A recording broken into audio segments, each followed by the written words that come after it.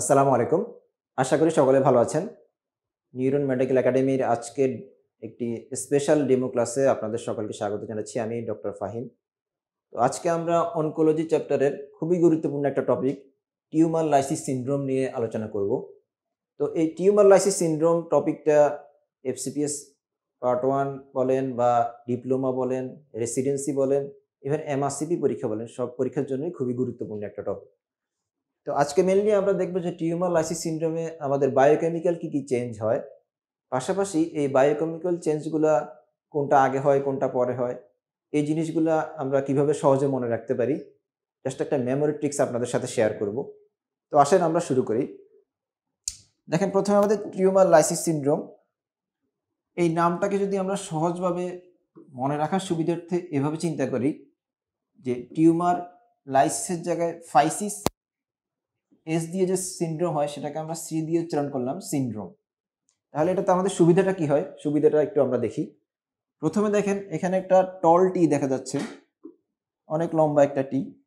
এটা লম্বা করে বা টল ভাবে লিখার একটা কারণ আছে। সেটা হলো একেবারে শুরুতেই দেখেন টিউমার লাইসিস সিনড্রোমের এই টি যে বর্ণটা, এটা থেকে আমরা যেটা পাই সেটা হলো টল টি ইসিজিতে কখন আমরা পাই, এটার সাথে একটা লিঙ্ক আছে। আমরা জানি যে ইসিজিতে টল টি পাওয়া যায় হাইপার ক্যালেমিয়াতে, অর্থাৎ যখন পটাশিয়াম লেভেল বেড়ে যায় ব্লাডে। তো টিউমার লাইসিস সিনড্রোমে যখন সাইটোটক্সিক ড্রাগের কারণে বা স্পন্টেনিয়াসলি কোনো টিউমার সেল ডিস্ট্রাকশন হয়, তখন সেই সেল থেকে কিন্তু পটাশিয়াম, আমরা জানি যে পটাশিয়াম সেল প্রচুর পরিমাণে থাকে, সেই পটাশিয়াম কিন্তু বাইরে ব্লাডে চলে আসে, তখন কিন্তু হাইপার ক্যালেমিয়া দেখা দেয়। তো এই হাইপার ক্যালেমিয়া একটা ইসিজি চেঞ্জের একটা ইম্পর্টেন্ট যে ফিচার সেটা হলো টল টি। সুতরাং এই যে লম্বা করে টিটা আঁকলাম, এটার কারণ হলো এটা মনে রাখা যে টল টি আছে মানে এটা হাইপার ক্যালেমিয়া ইন্ডিকেট করতেছে। এরপরে আসেন ইউ। ইউ দেখেন মাথার মধ্যে উপরের দিকে অ্যারো চিহ্ন দেওয়া আছে আপওয়ার্ড, বা যেটা আমরা ইউজুয়ালি ডিরেকশন হিসেবে ইউজ করি যে এটা হাইপার ইন্ডিকেট করতেছে। ইউতে হয় হাইপার ইউরিসেমিয়া, অর্থাৎ ইউরিক অ্যাসিড যখন বেড়ে যাবে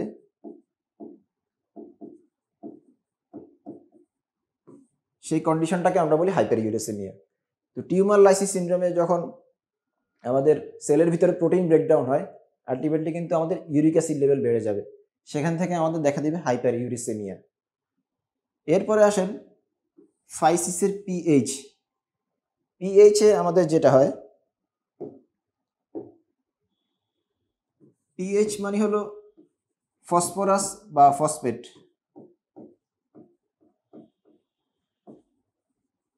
তো আমাদের সেল যখন ব্রেকডাউন হয় তখন আমাদের সেলের ভিতরে কিন্তু ফসফরাস ব্লাডে চলে আসবে অনেক, যার জন্য আমরা এক্ষেত্রে হাইপার ফসফেটেমিয়া পাবো।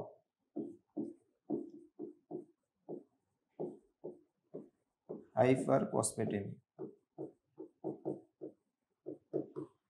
যখন ব্লাডে ফসফরাস লেভেল বেড়ে যাবে বা ফসফেট লেভেল বেড়ে যাবে, তখন কিন্তু সেটা বাইন্ড করবে ক্যালসিয়ামের সাথে। ক্যালসিয়ামের সাথে বাইন্ড করে ক্যালসিয়াম ফসফেট সল্ট তৈরি করবে।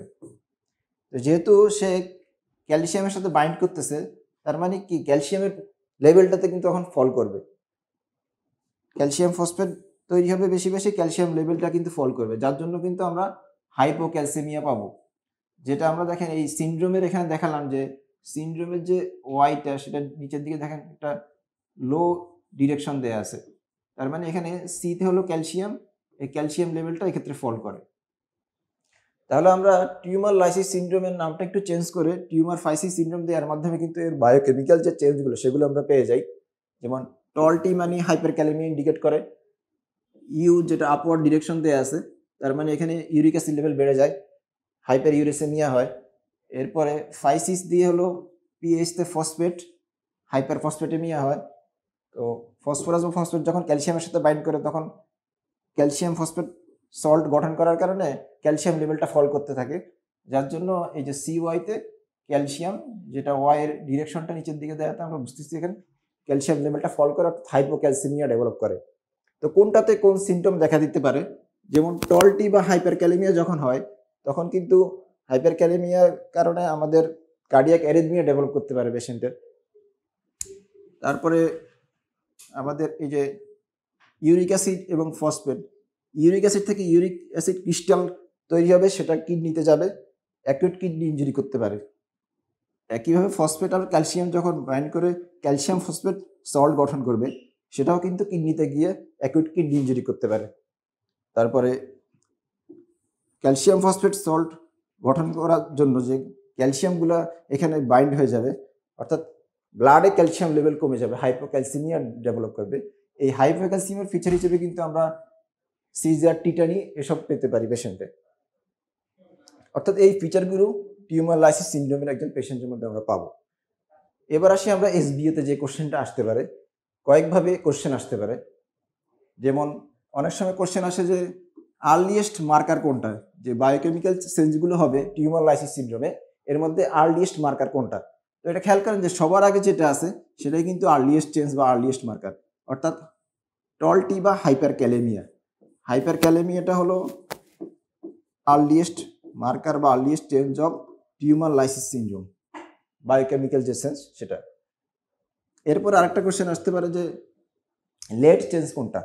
সবার শেষে দেখেন যেটা, অর্থাৎ সিনড্রোমের যে সি থেকে হলো ক্যালসিয়াম, এই হাইপোক্যালসেমিয়াটাই কিন্তু সবার শেষে হবে, হাইপোক্যালসেমিয়া। এটা হলো একেবারে লেট চেঞ্জ। নামের দিক থেকে চিন্তা করেন, টি সবার আগে আছে টলটি, হাইপারক্যালেমিয়া সবার আগে হবে আর্লিয়েস্ট, আর একেবারে লেট যেটা সেটা সবার শেষে সিতে হলো হাইপোক্যালসেমিয়া, ক্যালসিয়াম লেভেল ফল করবে, সেটা সবার লেট বা সবার শেষে আছে। এই জন্য আর্লিয়েস্ট যে চেঞ্জ জানতে চাইলে সেটা হলো হাইপারক্যালেমিয়া, আর যদি লেট চেঞ্জ জানতে চাই তাহলে হাইপোক্যালসেমিয়া। এই দুইটা আসতে পারে, যেটা খুবই ইম্পর্টেন্ট, হয় আর্লিয়েস্ট মার্কার জানতে চাইবে অথবা লেট চেঞ্জ জানতে চাইবে। আরেকটা জানতে চাইতে পারে যে হয়তো অপশন দিয়ে দিবে, যেমন এখানে হাইপারক্যালেমিয়ার জায়গায় হাইপোক্যালেমিয়া দিয়ে দিতে পারে, হাইপার ইউরেসেমিয়ার জায়গায় হাইপো ইউরেসেমিয়া দিয়ে দিতে পারে, হাইপোফসফেটিমিয়া দিয়ে দিতে পারে হাইপারের জায়গায়, ক্যালসিয়ামের ক্ষেত্রে হয়তো হাইপার ক্যালসিয়ামিয়া দিয়ে দিতে পারে।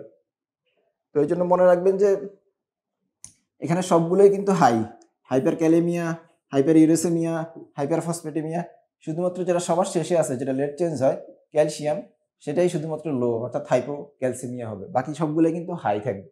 এবং এটা মনে রাখবেন যে যেহেতু ক্যালসিয়ামটা ফসফেটের সাথে বাইন্ড করে ক্যালসিয়াম ফসফেট গঠন করতে করতে খরচ হয়ে যাচ্ছে, যার জন্য কিন্তু আমাদের আলটিমেটলি ক্যালসিয়াম লেভেলটা ফল করতেছে, হাইপোক্যালসিমিয়া ডেভেলপ করতেছে। তো আশা করি আপনারা যদি এভাবে পড়েন তাহলে আশা করি পরীক্ষার হলে কনফিউশন কাজ করবে না, ভুল হবে না। আর যদি এমনি আপনারা মুখস্থ করে যান তাহলে যেটা হবে যে পরীক্ষার হলে আপনি কনফিউজ হয়ে যাবেন যে হাইপো ইউরেসেমিয়া নাকি হাইপার ইউরেসেমিয়া, হাইপোফসফেটেমিয়া নাকি হাইপারফসফেটেমিয়া, এরকম কনফিউশন হয়ে দেখা গেল ভুল করে আসতে পারেন। তো আপনারা যদি একটা টেকনিক ইউজ করে পড়েন তাহলে আশা করি পরীক্ষার হলেও ভুল হবে না। আবার আর্লিয়েস্ট মার্কার কোনটা, লেট চেঞ্জ কোনটা, সেটাও আপনারা ইজিলি কারেক্টলি অ্যান্সার করতে আসতে পারবেন। পাশাপাশি এই বায়োকেমিক্যাল চেঞ্জের যে সিমটমগুলো আমরা বলে দিলাম, এর পাশাপাশি এই সিমটমগুলো যদি কোনো কোশ্চেন আসে, সিনারিও বেসড কোনো যদি কোশ্চেন দেয়, সেটাও আপনারা ডায়াগনোসিস করতে সহজে করতে পারবেন বা আপনাদেরকে হেল্প করবে এই সিমটমগুলো মনে রাখার জন্য। তো যে কোনো টপিক যদি আপনারা একটা হলো যে কিছুটা বুঝে পড়ার চেষ্টা করবেন, পাশাপাশি পরীক্ষার হলে ভালো করার জন্য নিমোনিক দিয়ে বা মেমোরি ট্রিক্স দিয়ে সেটাকে আরও পাকাভুক্ত করে নিতে পারলে বা লং টার্ম মেমোরিতে কনভার্ট করে নিতে পারলে খুবই ভালো। আপনি হয়তো রিভাইজ না দিতে পারলেও অনেক আগের পড়া যদি ট্রিক্স খাটায় পড়েন বা মেমোরি ট্রিক্স হোক, যেটা যে কোনো ধরনের ভিজুয়াল মেমোরি হতে পারে বা যে কোনো নিমোনিক হতে পারে, সেটা অ্যাপ্লাই করে পড়লে কিন্তু পরবর্তীতে হয়তো রিভাইজ না দিয়েও কিন্তু পরীক্ষার হলে সঠিকভাবে আনসার করা সম্ভব। তো ধন্যবাদ সবাইকে। আপনাদের যদি কোনো টপিক নিয়ে কোনো কনফিউশন থাকে বা এরকম কোনো টপিক হয়তো আপনার মনে রাখতে সমস্যা হচ্ছে বা আপনি হয়তো পড়তেছেন কিন্তু মনে রাখতে পারতেছেন না বা বুঝতে সমস্যা হচ্ছে, আপনারা নির্দ্বিধায় আমাদের যে কোনো মেন্টরের সাথে যোগাযোগ করতে পারেন বা আমাদের গ্রুপে পোস্ট করতে পারেন অথবা আমাদের পেজে মেসেজ দিয়ে জানাতে পারেন। আমরা অবশ্যই চেষ্টা করব সেই টপিকের উপরে প্যালাটেবল একটা ক্লাস নেওয়ার জন্য, ডেমো ক্লাস, যাতে করে আপনার পড়াটা মনে রাখতে সুবিধা হয়, পরীক্ষার হলে যাতে করে আপনারা সঠিক আনসার করে আসতে পারেন। তো ধন্যবাদ সবাইকে, সবাই ভালো থাকবেন। আসসালামু আলাইকুম।